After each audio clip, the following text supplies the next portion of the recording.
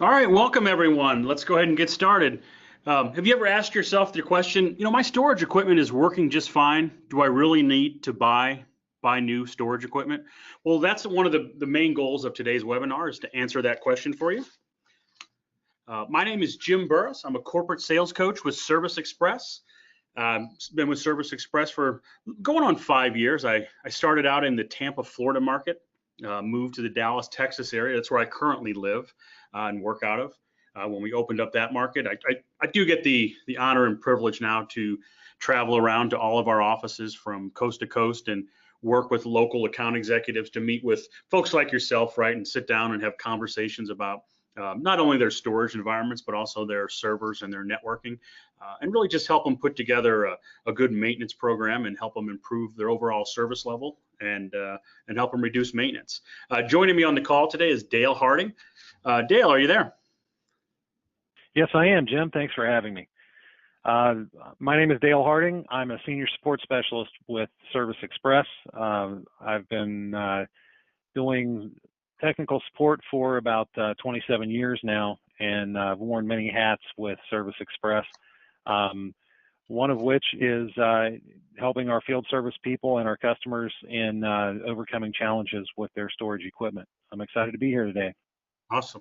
How is it warm where you are? I'm in Minneapolis, and it's got a heat wave today. It's up to 20. It was 8 yesterday. A little bit warmer than you. I'm in the central Ohio area, so right now we're in the mid 40s. Nice. It's a little better than 20. Awesome. So let's get started. So today's agenda, we're going to talk about how you can get the most from your current storage investment. We'll dive a little bit into the factors that impact your storage equipment's life cycle.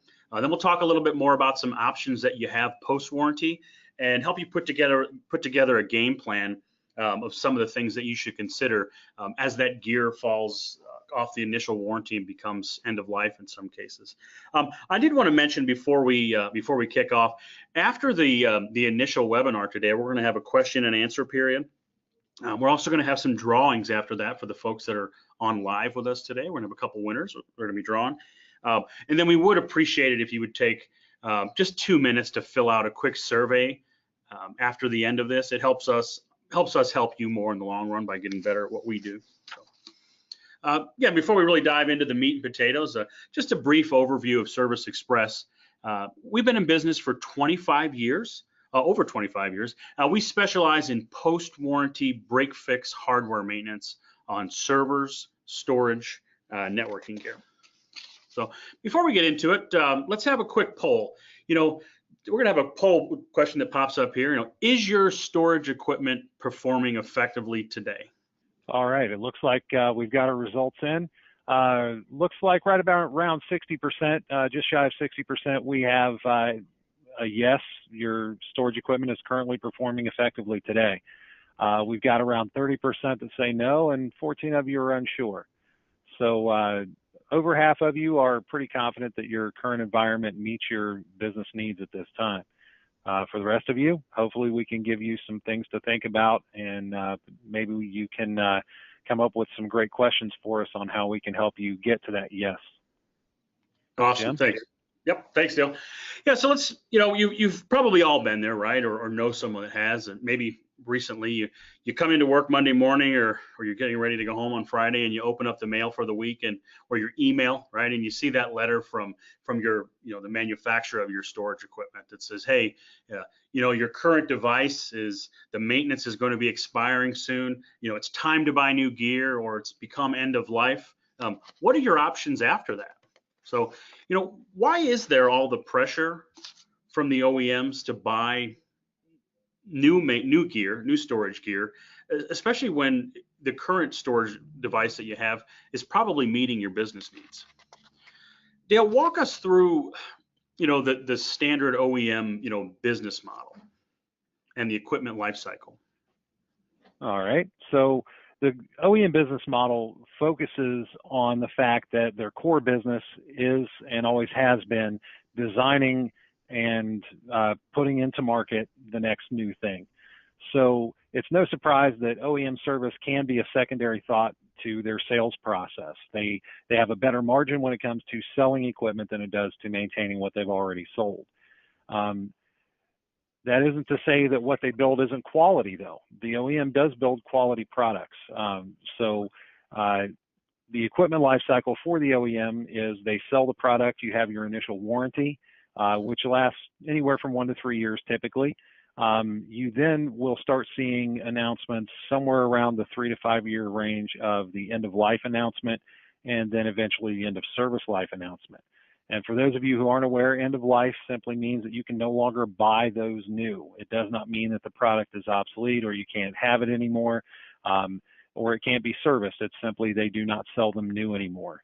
And then the end of service life simply means that the OEM has decided to stop offering maintenance agreements for those types of equipment. But again, if it's meeting your business needs, that's one of the things that a third-party maintainer can help you with, is extending that life in your data center. Some of the driving factors for the OEM may be to tell you need more space, go to this, or if you need a higher throughput for IOPS, go to the new platform. But the OEM sales cycle is focused on selling new equipment as frequently as possible. Jim, back to you. Awesome. Thanks, Dale. Yeah, I know being out in the field, that is one of I hear a lot of different reasons talking to customers and potential customers for their reason to upgrade. Let's do another quick poll. So what is the main reason that you refresh your storage equipment?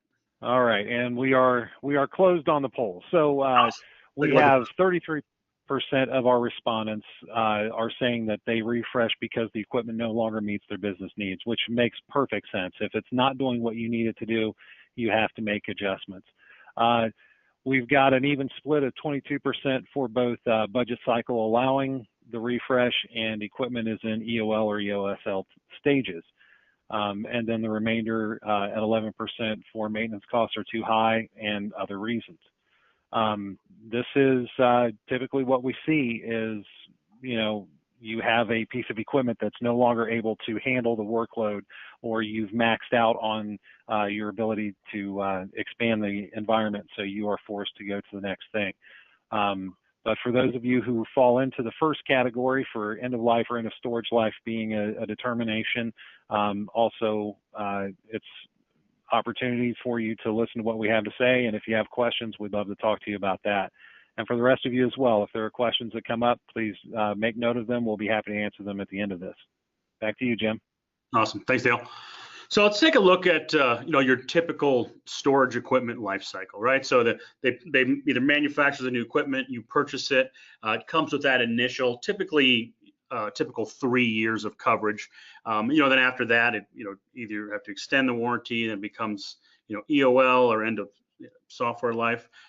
What are some options, Dale? I do want to highlight here at this point, though, we would encourage you not to wait until that 3-year mark to start, looking at your options.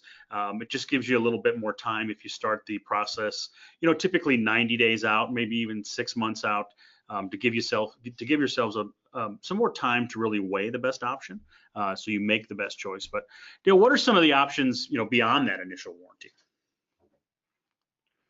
Well, as I said, you typically get a 1 to 3 year warranty for your new purchases. Once that expiration of the original warranty occurs, your first option, of course, is to buy new equipment. You can always refresh. You get a shiny new warranty to go with your shiny new equipment. The cost of this can be considerable, though. The next option that you have is to extend with OEM maintenance. And some of you from the last poll have found out that maintenance costs as equipment ages can skyrocket significantly and be a determining factor in whether or not you need to look at replacing the equipment. But the third option, and one of the ones we wanted to make you aware of with this webinar, is the ability to extend with third-party maintenance. Third-party maintainers are capable of keeping your equipment functioning much past the end of life and sometimes even the end of service life of a piece of equipment. We at Service Express got our start in deck equipment, for example, so servicing equipment that's sometimes 20 or more years old, and that's something that we still do to this day. So just bear in mind, there can be significant cost savings with going with a reputable third-party maintainer like Service Express. Back to you, Jim. Awesome. Thanks, Dale. Yeah, I can't tell you how many meetings I've been on where people bring up a particular type of equipment, an older model, and like, oh, you guys would never be able to support that. And they're always surprised when the majority of the time right, that we come back and we can support it. So let's talk about some of the alternatives to the status quo of either buying new equipment or extending the maintenance at a pretty at a premium really with the OEMs. What are some other things that you should know, and really how does it work? Dale, will you walk us through the standard third-party maintenance business model and their equipment life cycle as well? Absolutely, Jim. So unlike the OEM, the third-party maintenance business model is geared entirely towards service. We do not have the research and development wings, the engineering departments, and the additional overhead that entails. The core business is to service OEM equipment much longer and with greater responsiveness and quality of service than what you get with the OEM. So not only can we extend the life of the equipment and reduce maintenance costs, we offer a level of flexibility that you typically don't get with an OEM maintenance agreement. Oftentimes, OEMs will force you to bundle things together because they want an all or nothing approach when it comes to servicing storage equipment or compute environments. With third-party maintainers, oftentimes we can be much more granular and even offer different levels of service agreements for different types of equipment that will help it not only fit into your budget, but also help you mitigate the risk that you feel exists in your environment.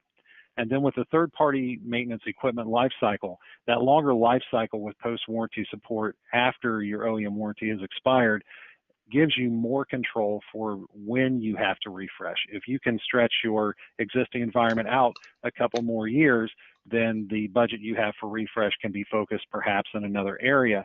And then when it is time to refresh the storage environment, you know that you're making the right decision. You've gotten the full useful life out of that environment. And that's something that a third-party maintainer can help you accomplish. Jim, back to you. Thanks, Dale. Yeah, this is take a little bit more of a closer look and compare the two options out there. Right now, the first question we typically get asked is about parts. How can Service Express or third-party maintenance providers provide parts? Walk us through the parts, Dale. Absolutely, Jim. So one of the primary questions that I've heard time and again with new prospects, new customers at Service Express is the availability of parts. You are willing to hear us out, but you want to make sure that you're going to still be able to get the parts that you need if something breaks. The parts availability for equipment, even past the end of life and end of service life, is quite abundant in actuality. Not only can third-party maintainers buy directly from OEM, but they also keep their own stocking levels. Typically, main distribution points at Service Express, we stock parts locally in our service offices as well as our Grand Rapids headquarters. And we also have the ability of leveraging our relationship with reputable parts brokers. Parts brokers are companies that make a business around going and buying up lease return equipment from the OEMs. They buy up equipment from companies directly when they are doing refreshes, things like that, and the OEM doesn't want the old equipment. All of these are original OEM serviceable parts. They're fully tested, and again, there is a plentiful supply, so parts are not an issue. Awesome. I know that another question we get asked pretty much right after the parts question is, support. What are some different coverage options? The engineers, what type of expertise level do they have, and what type of response levels can we provide? Can you answer some of those questions for us, Dale? Absolutely, Jim. So when it comes to support options, I've already mentioned that we can be much more flexible when it comes to the offerings that we give to our customers as third-party maintainers.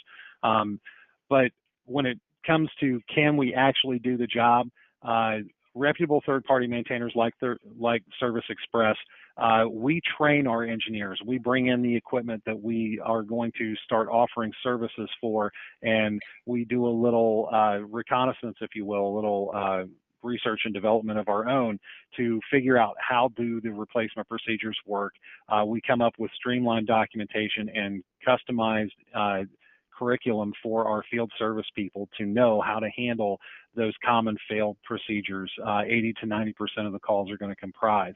And then as engineers are in the field and they're working on things, we'll pull them back in on occasion as new types of products are being offered to refresh that knowledge.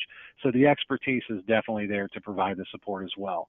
And all of that coupled with the fact that we are much more responsive than working with the OEMs when it comes to getting on site, having the right parts, and getting you up and running, the support is definitely going to exceed what you get with the OEM. Absolutely. I know, value is often, right, subjective, but what are some of the immediate savings that our clients see? What are some of the long terms? And talk a little bit about some of the creative options or some, I know that's a pretty broad subject too, but the ways that we're able to help our customers out. Absolutely. So when it comes to immediate savings, the fact that a third-party maintainer does not have the overhead of the OEM corporation, we do not have to pass on operating costs at a degree that the OEM does. So we can offer an immediate savings over what the customer would pay the OEM for servicing a piece of equipment. On top of that, the expertise that I talked about, the responsiveness that I talked about, all add up to our customers becoming repeat customers and offering us opportunities to service other pieces of equipment. Once they try us, they love us, and so we get more business. And you're going to see that savings on every type of service that we offer. You're going to see it every service agreement that you have with us. So those savings just continue to add up into long-term savings that can be used when a refresh is needed or for other initiatives.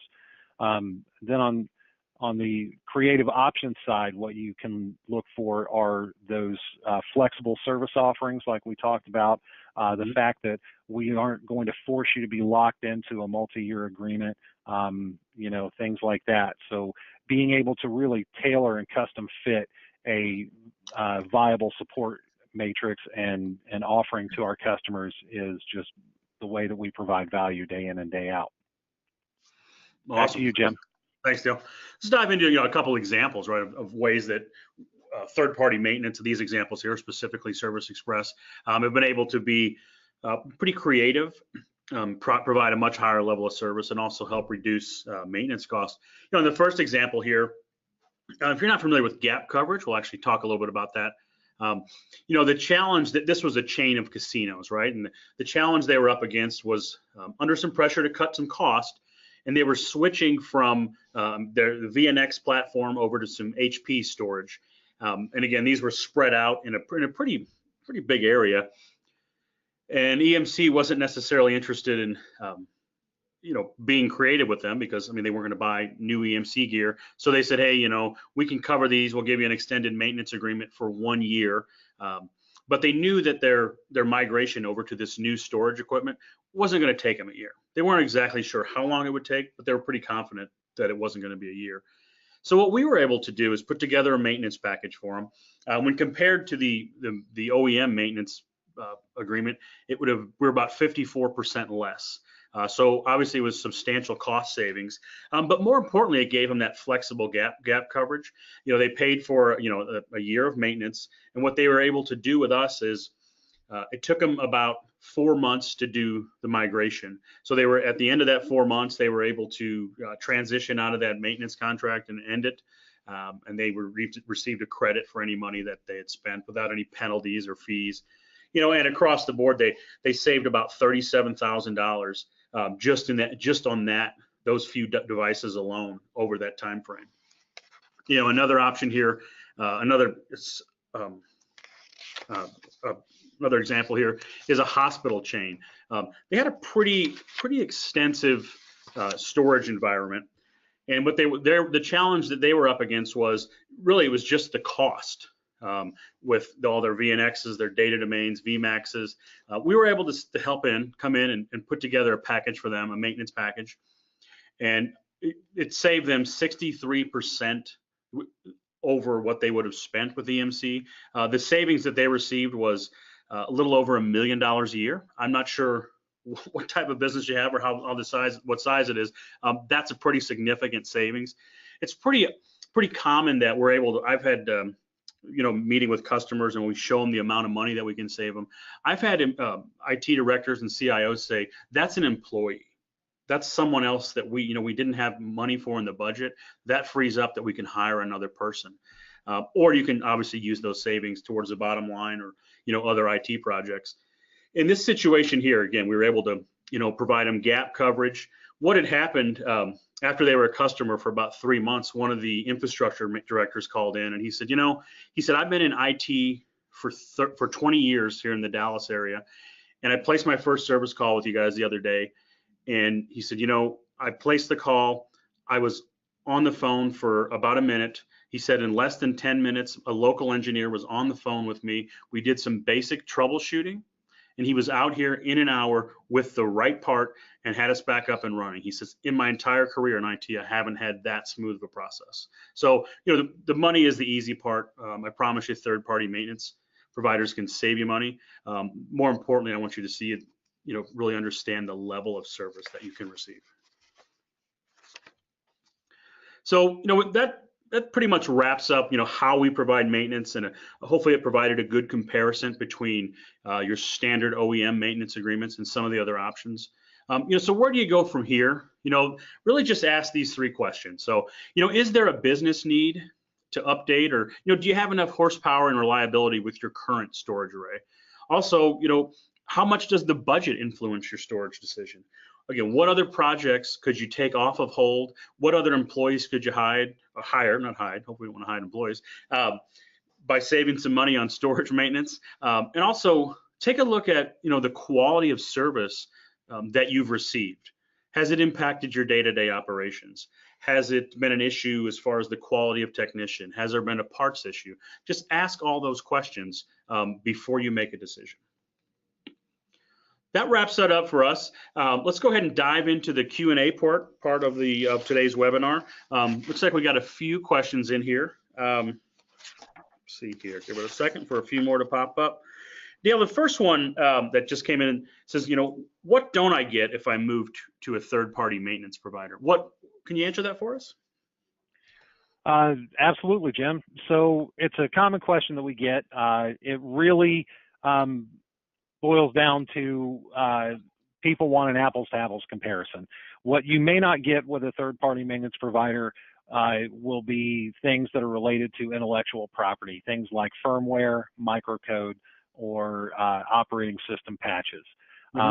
But as again, we are talking about the fact that we are a third-party hardware maintenance provider. So typically the conversation is had up front. If there's anything that we wouldn't be able to do for you or wouldn't provide for you, we're very transparent. Any reputable third-party maintainer should tell you right up front what you may have to continue to use the OEM for, or things that you may not have access to if you needed to transition to a third-party maintainer for any reason or chose to. So it really varies by platform. It's a conversation we'd love to have in depth with you offline if you have specific questions. Awesome. We got another question too about the presentation, if it'll be available for download. That'll actually be emailed out to all the attendees today. Here's a question about the portal. Is there a way for our clients to use a portal to check current service tickets or the status of any issues that they currently have? Absolutely. In fact, we are rolling out updates on a regular basis for our portal experience for our customers. The portal experience is called Express Connect. It will allow the customers to not only view open service requests, but open new service requests. They can upload logs and notes, anything that they feel is relevant in helping us troubleshoot the problem, getting them back to where they need to be. And we're going to roll out new features as well, allowing them to do things like look at everything they have on agreement. In the future, they'll be able to add and remove things from the agreement. So we do have a portal, and we're working to improve it all the time. So, awesome. Yes. Well, thanks, Dale. There are a few more questions here out of respect for everyone's time. We'll definitely make sure we reach out to you and get those answered. Let's hop into the first drawing here. Let's soar through the sky, right? Skies. We all like drones. Let's see who our drone winner is. Here's where we need one of those little wheels like they have at the carnival with sound effect, right, to see who won. So it looks like the drone is going to go to Paul with Rexair. Paul, don't get mad at us if your boss yells at you for spending all day playing with that drone. It is a lot of fun for sure. All right, who is the Echo winner? Amazon Echo. The winner is Roberto with TruGreen. Those things are awesome. I don't know if you guys, if you have an Echo in your house, they're you can do a lot of cool things with them. I originally got mine to do cooking timers. So awesome. Hey, if anything that we had talked about today, is of interest to you, definitely let's sit down and have a conversation, really just to see if third-party maintenance is right for you, if it's a good fit for your environment, not only your storage environment, but also we maintain servers, networking equipment as well, basically anything from mainframes down to x86 servers. We would really love to sit down and just have a quick conversation to see if there are any ways we can really help improve your overall service, help eliminate some headaches that you might have with service parts, administrative issues, and also help you reduce your cost. So, for those of you that are on the call today, your local account executive will reach out to you shortly to see if it does make sense to set up a time to chat. And you can always go over to our website, serviceexpress.com. There'll be a little box that pops up. You can enter your information and someone will reach out to you. And you can also email us anytime at info@serviceexpress.com. Thanks again, and I hope everyone has a wonderful rest of your week.